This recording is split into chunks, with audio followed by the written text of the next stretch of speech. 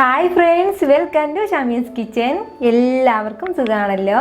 ഇന്ന് നമ്മൾ തയ്യാറാക്കുന്നത് നമുക്കൊരല്പം മടിയുള്ള ദിവസങ്ങളിൽ ഉച്ചയ്ക്ക് ലഞ്ചിനാണെന്നുണ്ടെങ്കിലും അല്ലാന്നുണ്ടെങ്കിൽ ലഞ്ച് ബോക്സിൽ കൊടുത്തേക്കാനൊക്കെ വളരെ ടേസ്റ്റി ആയിട്ടുള്ള നല്ലൊരു ടൊമാറ്റോ റൈസാണ്.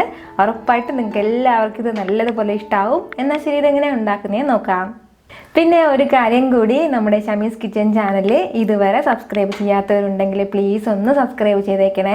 ആ ഷമീസ് കിച്ചൻ്റെ തൊട്ടടുത്തുള്ള ചുമന്ന ബട്ടൺ ഒന്ന് ക്ലിക്ക് ചെയ്യുക. കൂടെ തന്നെ തൊട്ടടുത്തുള്ള ബെല്ലൈക്കൻ കൂടി. അപ്പോൾ ആ ബെല്ലൈക്കൻ കൂടി ക്ലിക്ക് ചെയ്താൽ മാത്രമേ പിന്നീട് ഞാൻ അപ്ലോഡ് ചെയ്യുന്ന വീഡിയോസ് എല്ലാം നിങ്ങൾക്ക് കറക്റ്റായിട്ട് നോട്ടിഫിക്കേഷൻ ലഭിക്കത്തുള്ളൂ. എന്നാൽ ശരി, നമുക്കിനി വീഡിയോയിലേക്ക് പോകാം. ഒരു 2 പേർക്കുള്ള ടൊമാറ്റോ റൈസാണ് ഞാൻ ഇന്ന് തയ്യാറാക്കുന്നത്. അപ്പോൾ അതിന് വേണ്ടിയിട്ട് ഒരു പാൻ അടുപ്പത്തേക്ക് വെച്ചിട്ടുണ്ട്. ഇതിലേക്ക് നമുക്ക് കുറച്ച് ഓയിൽ ഒഴിച്ചു കൊടുക്കാം. 2 ടേബിൾ സ്പൂൺ അളവിൽ മാത്രമേ ഓയിൽ എടുത്തിട്ടുള്ളൂ. ഓയിൽ ഒന്ന് ചൂടായി വരുമ്പോഴത്തേക്കും പിന്നെ നമുക്കിതിലേക്ക് വേണ്ടത് 2 ഏലക്കയാണ്. അപ്പോൾ അതുകൂടി ചേർക്കാം. ഏലക്കയുടെ കൂടെ തന്നെ പിന്നെ വേണ്ടത് കുറച്ച് ഇഞ്ചി വെളുത്തുള്ളി പേസ്റ്റാണ്. ഒരു 1/2 ടീസ്പൂൺ അളവിൽ ഇഞ്ചി വെളുത്തുള്ളി പേസ്റ്റ് കൂടി ചേർക്കാം.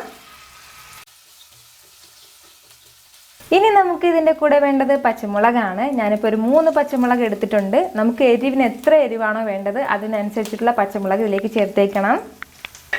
ഇനി നമുക്ക് ഇതിലേക്ക് വേണ്ടത് സവാളയാണ്. ചെറുതായിട്ട് അരിഞ്ഞ സവാളയാണ് എടുത്തിട്ടുള്ളത്. ഒരു വലിയ സവാളയാണ്, അതുകൂടി ചേർക്കാം. സവാള ചേർത്ത് കൊടുത്തിട്ട് ചെറുതായിട്ടൊന്ന് വഴറ്റി കൊടുക്കാം. അപ്പോൾ ഇതൊന്ന് ചെറുതായിട്ട് വഴറ്റി കൊടുത്തു കഴിഞ്ഞാൽ പിന്നെ നമുക്കിതിലേക്ക് വേണ്ടത് തക്കാളിയാണ്. ഞാനിപ്പോൾ ഒരു 2 വലിയ തക്കാളി എടുത്തിട്ടുണ്ട്. ചെറിയ തക്കാളി ആണെന്നുണ്ടെങ്കിൽ 3 തക്കാളി വേണം. 2 വലിയ തക്കാളി ആയതുകൊണ്ടാണ് 2 എടുത്തിട്ടുള്ളത്. അപ്പോൾ നമ്മളിത് ടൊമാറ്റോ റൈസ് ആയതുകൊണ്ട് തന്നെ നമ്മൾ കുറച്ച് ഇതിലേക്ക് തക്കാളി ചേർക്കേണ്ടതായിട്ടുണ്ട്. മീഡിയം സൈസ് ആണെന്നുണ്ടെങ്കിൽ ഒരു 3 തക്കാളി തന്നെ വേണം നമുക്കിതിലേക്ക്. അപ്പോൾ ഈ തക്കാളി കൂടി ചേർത്ത് കൊടുത്തിട്ട് നല്ലതുപോലെ ഒന്ന് വഴറ്റിയെടുക്കാം. നന്നായിട്ടൊന്ന് വഴറ്റിട്ട് കിട്ടാൻ വേണ്ടിയിട്ട് ഒരല്പം ഉപ്പ് കൂടി ചേർക്കാം. തക്കാളി ആയതുകൊണ്ട് തന്നെ പെട്ടെന്ന് തന്നെ ഇത് വഴറ്റിട്ട് കിട്ടും. നമ്മളിതിപ്പോൾ അടച്ചു വെച്ച് കുക്ക് ചെയ്യുകയാണെന്നുണ്ടെങ്കിൽ ഒരു 2 മിനിറ്റ് നല്ലതുപോലെ ഒന്ന് അടച്ചു വെച്ച് കുക്ക് ചെയ്താൽ മാത്രം മതിയാവും. വെള്ളമൊന്നും പ്രത്യേകം ചേർക്കേണ്ട ആവശ്യമില്ല. തക്കാളിയിൽ തന്നെ നിറയെ വെള്ളം ഉള്ളതാണ്. അപ്പോൾ തന്നെ ഇത് പെട്ടെന്ന് വെന്തിട്ട് കിട്ടും. ഇതിപ്പോൾ ഏകദേശം ഒരു 2 മിനിറ്റ് ആയിട്ടുണ്ട്. നമ്മുടെ തക്കാളിയെല്ലാം നല്ലതുപോലെ വഴറ്റിട്ട് വെന്തിട്ട് വന്നിട്ടുണ്ട്. ഇത് ഇത്രയും മതിയാവും. ഇനി നമുക്കിതിലേക്ക് ഒരല്പം മസാല കൂടി ചേർത്ത് കൊടുക്കാം. ഒരുപാടൊന്നും ചേർക്കുന്നില്ല. 1 ടീസ്പൂൺ അളവിൽ മല്ലിപ്പൊടിയും 1/4 ടീസ്പൂൺ അളവിൽ മഞ്ഞൾപ്പൊടിയും ഇത്രയും ചേർത്തിട്ട് നല്ലതുപോലെ ഒന്ന് മിക്സ് ചെയ്ത് കൊടുത്ത ശേഷം നമുക്കിതിലേക്ക് ഇനി ചോറ് ചേർത്ത് കൊടുക്കാം. ഞാനിപ്പോൾ ഒരു 1.5 കപ്പ് അളവിൽ ചോറ് എടുത്തിട്ടുണ്ട്. നമുക്ക് ഇഷ്ടമുള്ള ചോറ്, നമ്മളിപ്പോൾ ഏത് ചോറാണോ കഴിക്കുന്നത് അത് തന്നെ കുക്ക് ചെയ്തിട്ട് വേണം ചേർക്കാനായിട്ട്. ഞാനിപ്പോൾ ഇത് വേവിച്ച് വെച്ചിരിക്കുകയാണ്. അതുകൂടി ചേർത്തിട്ട് നല്ലതുപോലെ ഒന്ന് മിക്സ് ചെയ്ത് എടുക്കാം. നമ്മൾ ഈ തക്കാളി വേവിച്ചെടുത്ത വെള്ളമെല്ലാം അതിൽ തന്നെ ഉണ്ടായിരുന്നു. അതിൻ്റെ കൂടെ വേണം നമ്മൾ ഈ ചോറ് കൂടി ചേർക്കാനായിട്ട്. എങ്കിൽ മാത്രമേ നല്ലൊരു മോയ്സ്ചറൊക്കെ ഉണ്ടാവുള്ളൂ.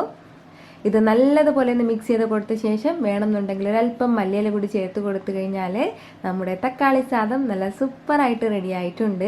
ഇനി ഇത് കഴിക്കാൻ വേണ്ടിയിട്ട് പ്രത്യേകിച്ച് ഒരു സൈഡായിട്ടൊരു കറിയുടെ ആവശ്യമില്ല. വേണമെന്നുണ്ടെങ്കിൽ ഒരല്പം നാരങ്ങാച്ചാറോ അല്ലാന്നുണ്ടെങ്കിൽ ഒരു തൈര് സാലഡോ ആണെന്നുണ്ടെങ്കിൽ സൂപ്പറായി. വേറെ ഒന്നും വേണ്ട. ഇതിന് വേണ്ടിയിട്ട് കുട്ടികൾക്ക് സ്കൂളിൽ കൊടുത്തയക്കാനൊക്കെ നല്ല ബെസ്റ്റായിട്ടുള്ള ഒരു തക്കാളി സാദമാണിത്.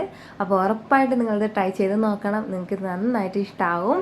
അപ്പോൾ ഈ വീഡിയോ നിങ്ങൾക്ക് ഇഷ്ടമായിട്ടുണ്ടെന്നാണ് എൻ്റെ വിശ്വാസം. ഇഷ്ടമായാൽ ഇതൊന്ന് ലൈക്ക് ചെയ്തേക്കണം.